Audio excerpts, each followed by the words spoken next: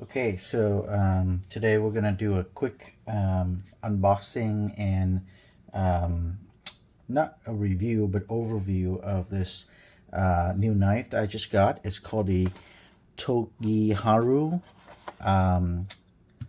petty knife. It's about a 5.9-inch petty knife, and it's a handmade Japanese knife.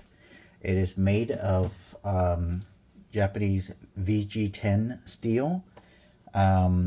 So this is made by a company called Korin. The standard version of this knife is Japanese AUS 8 steel, which is a lower end steel. Well, I wouldn't say it's lower end, it's a standard type of steel. But this is from Blue Apron, as you can see here. And the Blue Apron version of it uses the more premium Japanese VG10 steel. So let's go ahead and take a look at it. As you can see, it's quite slender, small, and here's the inside. It's got this nice little leaflet. Let's see what it says in the back. Yep, knife care tips, things like that. Nothing much after that. And here's the knife. Here's the rest of the box. Just some foam inserts, not much else. No marking on the back or the side. Okay. Let's take that aside. We have the leaflet here. We got the knife box there. And we have the knife here. Comes in this plastic sleeve. Let's take it out so you can see the marking on the knife itself.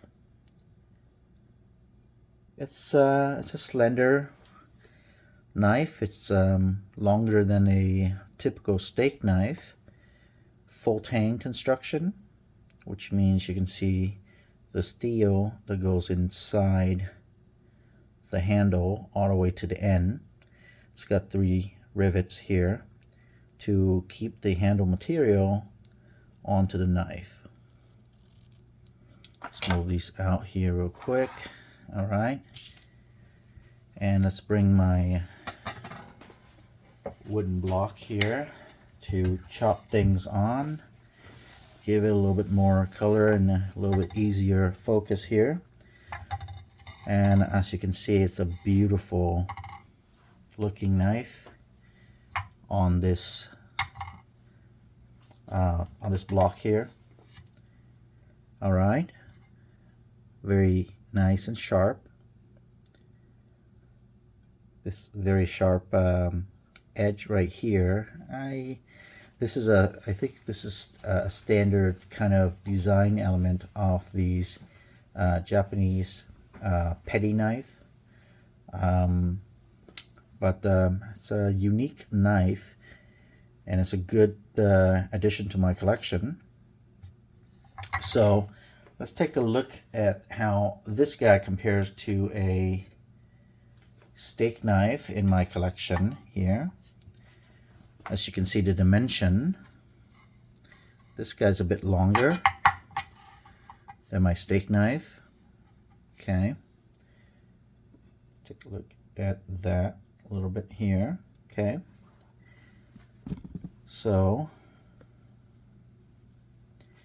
there you go. You can see the steak knife, and as you can see, the branding is on the opposite of standard knife, American knife. This is made for the Japanese market, and I guess it's that's how they do the labeling, right? On the other side, the opposite side. Let me show you another steak knife, a longer Kangshan steak knife in my collection here. Let's move this guy up a little bit. And so the new petty knife is actually still a bit longer than my long steak knife from the TN1 series from Kangshan. This guy is Swedish Sandvik steel, 14C28N. This is VG10, even though it's not marked on the knife. It is VG10. I think this steel is a bit better than this steel, but VG10 is well regarded, well loved by the knife community. So I think both of them are about the same level, with a little edge going to this guy. And this is German steel, X50 CR MOV 15. It's not a bad steel. It's a pretty decent standard type of steel. Okay. Yeah. So let's take this guy out. So pretty decent comparison. Here's a Santoku knife to compare to this petty knife. Let's remove the steak knife here, and let's look at the size against a paring knife. There we go. So as you can see, this guy's a lot longer, but actually in terms of weight, because of this handle, the paring knife is a bit heavier than normal. So my wife doesn't like this as much. She uses a plastic handled paring knife because she likes the lightweight of it. This is high quality with a still pretty nice and light handle. So I think my wife is going to like this more. It's a bit longer, so you know, it's not as portable, as compact as the paring knife, but you can use this to cut more things with, rather than a paring knife where you can't, you know, really do much with this short blade, other than, you know, peeling some fruits and things like that.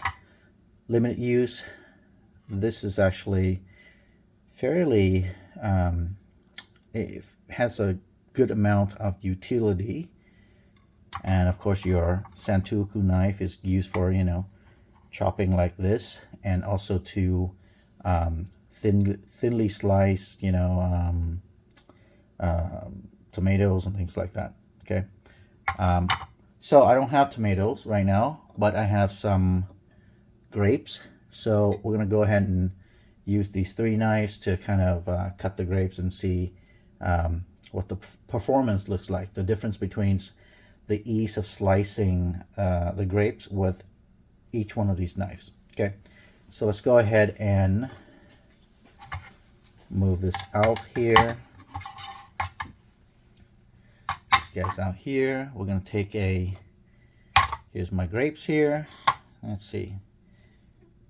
Yeah, look at that. Beautiful, right?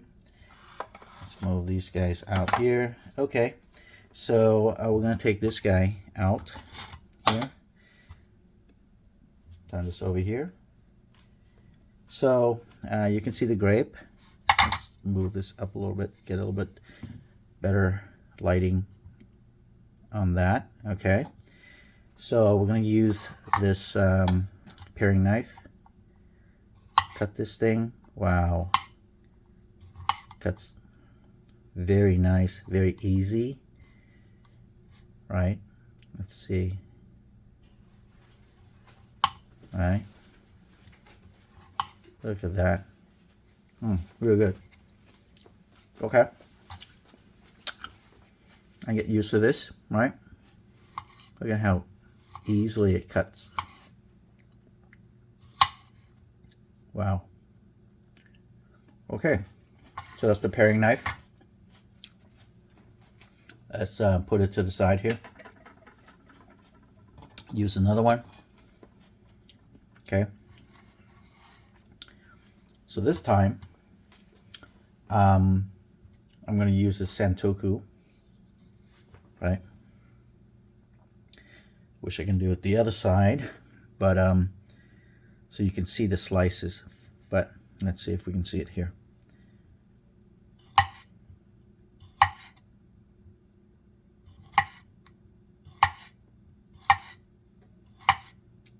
Like butter. I love it. I love eating grapes like this with thin slices. As you can see, the dimples here, the air gap helps the food from sticking to the knife. Good stuff. All right, so let's look at this petty knife here. This time, oh, I can't show from this side. Let's go ahead and rotate the camera. Hold on. Okay. Hopefully we can see a better side on this side. So you can see the slicing right here. Wow. It's like butter. Look at that. Holy smokes. Look at that. Look at that. Amazing. Good stuff. So yeah, a little demonstration on the sliceability on these knives. I just made that up, but let's try one more. Right here. All these guys out here. Look at this.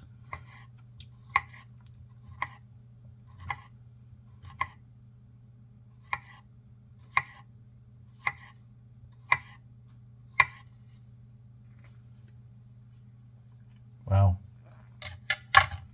Look how thin these are.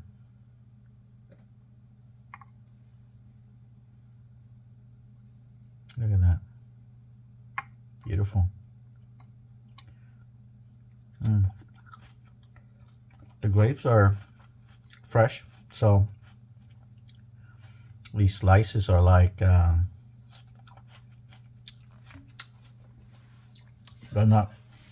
pretty solid. Very tasty. All right, thank you.